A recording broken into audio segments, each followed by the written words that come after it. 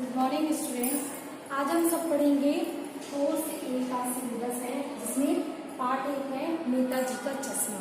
ठीक है, ये 36 का पार्ट है। इस पार्ट का नाम है नेताजी का चश्मा। इस पार्ट के लेखक है स्वयं प्रकाश। ठीक है, तो इस पार्ट के लेखक ने स्वयं प्रकाश ने पाठ के माध्यम से देशभक्ति का परिचय दिया, अर्थात हमारे देश के लिए जिन्होंने अपने प्राणों का बलिदान दिया है, उन लोगों के लिए हमें क्या जीवन में उनके लिए रिस्पेक्ट की भावना होनी चाहिए, आदर की भावना होनी चाहिए। इस पाठ में लेखक ने यह बताने का प्रयास किया है। इस पाठ के लेखक हैं स्वयं प्रकाश। उनका जन्म, पाठ को पढ़ने से पहले हम लेखक के जीवन परिचय के बारे में कुछ बातें जानते हैं। इनका जन्म सन 1947 में इंदौर में हुआ था। मैकेनिकल इंजीनियरिंग की पढ़ाई करके एक औद्योगिक प्रतिष्ठान में नौकरी करने वाले स्वयं प्रकाश का बचपन और नौकरी का बड़ा हिस्सा राजस्थान में बीता। ठीक है, इनकी बहुत सी बातें हम जीवन परिचय के लिए हैं। जन्म, मृत्यु के बाद हम आते हैं रचनाएं। तो इनकी रचनाएं सूरज कब निकलेगा, आएंगे तो उससे अच्छे दिन भी, आदमी जात का आदमी और संविधान, और बीच में विनय और इंधन, ये इनकी रचनाएं। ठीक है, अब आते हैं हम इनकी भाषा शैली। तो इनकी भाषा शैली में जीवन से जुड़े वर्ग शोषण, ठीक है, विरुद्ध चेतना, मतलब वर्ग शोषण के विरुद्ध चेतना, देशभक्ति आदि बातों का इनकी भाषा शैली में प्रयोग होता है। ठीक, अब हम आते हैं इनकी विचारधारा। तो इस पाठ के माध्यम से लेखक ने यह बताने का प्रयास किया है कि नेताजी का चश्मा कहानी कैप्टन चश्मे वाले के माध्यम से देश के करोड़ों नागरिकों के योगदान को रेखांकित करना चाहता। अर्थात जब देश आज़ादी के लिए लड़ रहा था तो कितने लोगों ने अपने स्वरूप का, अपने आप को बलिदान किया। ठीक है, तो उन लोगों ने देश को आज़ादी दिलाने में सहयोग दिया। तो इस कहानी के माध्यम से लेखक बताने का प्रयास किए हैं कि देश की आज़ादी के लिए बहुत सारे लोगों ने अपना सहयोग दिया है। ठीक है, अब हम आते हैं पाठ में आगे नेताजी का चश्मा। ठीक है, तो इस पाठ को पढ़ते हैं। हालदार साहब को हर 15वें दिन कंपनी के काम के सिलसिले में उस कस्बे से गुजरना होता है जहाँ पे बहुत कम लोग रहते हैं, जहाँ पे एक लड़कियों का स्कूल है। कस्बे में एक लड़कों का स्कूल और एक लड़कियों का। जो हालदार साहब हैं वे अपनी कंपनी के सिलसिले में इस गांव से हमेशा गुजरते हैं। ठीक है, और यहाँ पर इनके जो कस्बे से, जो गांव से भी गुजरते हैं, उस गांव के बारे में बताया गया है कि यहाँ एक लड़कों का स्कूल, एक लड़कियों का स्कूल, एक छोटा सा सीमेंट का कारखाना, 2 ओपन एयर सिनेमा घर और एक नगर पालिका है। नगर पालिका थी तो कुछ न कुछ काम करती थी। कभी पक्की सड़क बनवा दी, कभी कुछ पेशाब घर बनवा दी, कभी कबूतरों की छतरी बनवा दी, तो कभी सम्मेलन करवा दिया। इस प्रकार नगर पालिका हर समय कुछ न कुछ कार्य करवाती।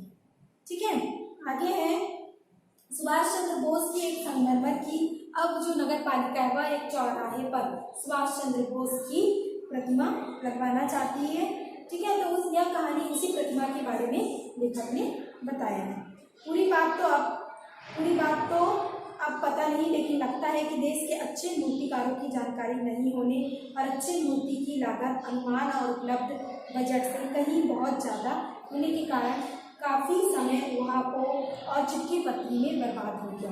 ठीक है, अंत में कस्बे के इकलौते हाई स्कूल के इकलौते ड्राइंग मास्टर, मान लीजिए मोतीलाल जी को ही यह काम मिला है, जो महीने भर में मूर्ति बनाकर पटक देने का विश्वास दिला रही है। मूर्ति संगमरमर की। अब जिस सुभाष चंद्र बोस की जो मूर्ति थी वो किसकी थी? संगमरमर की थी। उसमें टोपी की नोक से कोट के दूसरे बटन तक कोई 2 फुट ऊंची थी, जिसे कहते हैं बस्ट, और सुंदर थी। नेताजी बहुत सुंदर लग रहे थे, कुछ मासूम और कुछ कमसीन, अर्थात कमसीन मतलब कम आदमी। ठीक है, फौजी वर्दी में थे। मूर्ति को देखते ही दिल्ली चलो और तुम मुझे खून दो की भावना सबको नजर आ रही थी। ठीक है, केवल एक चीज की कसर थी जो देखते ही खटकती थी, नेताजी की आंखों पर चश्मा नहीं था। ठीक है, आजादी दिलाने में सहयोग दिया। तो इस कहानी के माध्यम से लेखक बताने का प्रयास किए हैं कि देश की आज़ादी के लिए बहुत सारे लोगों ने अपना सहयोग दिया है।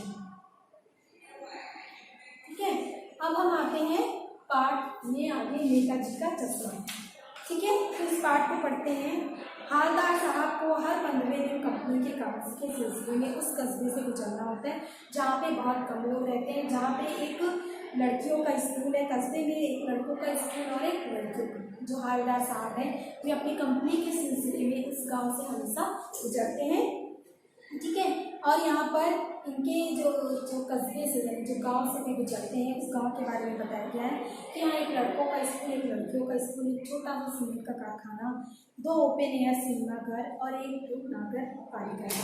नगर पालिका थी तो कुछ न कुछ काम करती थी, कभी पक्की सड़क बनवा दी, कभी कुछ पेशाब घर बनवा दी, कभी कबूतरों की छतरी बनवा दी, तो कभी सम्मेलन करवा दिया। इस प्रकार नगर पालिका हर समय कुछ न कुछ कार्य करवाती, ठीक है। आगे है सुभाष चंद्र बोस की एक संगमरमर की, अब जो नगर पालिका है वह एक चौराहे पर सुभाष चंद्र बोस की प्रतिमा लगवाना चाहती है, ठीक है। तो यह कहानी उसी प्रतिमा के बारे में लेखक ने बताया है। पूरी बात तो अब पता नहीं, लेकिन लगता है कि देश के अच्छे मूर्तिकारों की जानकारी नहीं होने और अच्छे मूर्ति की लागत अनुमान और उपलब्ध बजट से कहीं बहुत ज़्यादा होने के कारण काफ़ी समय वहापो और चिट्ठी पत्री में बर्बाद हो गया, ठीक है। अंत में कस्बे के इकलौते हाई स्कूल के इकलौते ड्राइंग मास्टर मान लीजिए मोतीलाल जी को ही यह काम मिला है, जो महीने भर में मूर्ति बनाकर पटक देने का विश्वास दिला रही है। मूर्ति संगमरमर की, अब जिस सुभाष चंद्र बोस की जो मूर्ति थी वो किसकी थी? संगमरमर की थी। उसमें टोपी की नोक से कोट के दूसरे बटन तक कोई 2 फुट ऊंची थी, जिसे कहते हैं बस, और सुंदर थी। नेता जी बहुत सुंदर लग रहे थे, कुछ मासूम और कुछ कमसीन, अर्थात कमसीन मतलब कम आदमी, ठीक है। फौजी वर्दी में थे। मूर्ति को देखते ही दिल्ली चलो और तुम मुझे खून दो की भावना सबको नजर आ रही थी, ठीक है। केवल एक चीज की कसर थी जो देखते ही खटकती थी, नेताजी की आंखों पर चश्मा नहीं था, ठीक है। अब वहाँ पे जो भी आने जाने वाले थे उनके लिए जो हालदार साहब रहते हैं वे जब देखते हैं कि उस सुभाष चंद्र बोस की मूर्ति में चश्मा नहीं है तो उन्हें बहुत आघात लगता है, उन्हें बहुत चोट पहुँचती है।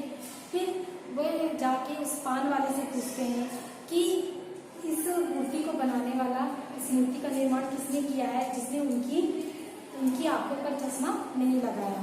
तो उस बात के लिए पान वाले ने उत्तर दिया। पान वाले के खुद के मुंह में पान घुसा हुआ था, वह एक काला मोटा और खुशमिजाज आदमी था। हालदार साहब का प्रश्न सुनकर आंखों ही आंखों में हंसा। उसकी टोन तिरकी, टोन मतलब पेट की जो चर्बी होती है, जो पेट होता है उसको बोला गया है। पीछे घूमकर उसके दुकान के नीचे पान थूका और अपनी लाल काली बत्ती से दिखाकर बोला, कैप्टन चश्मे वाला करता है। अब यहाँ पे ये बताया गया है कि जो मास्टर साहब रहते हैं मोतीलाल, वह उस मूर्ति का निर्माण कर देते हैं परंतु उसमें चश्मा लगाना भूल जाते हैं।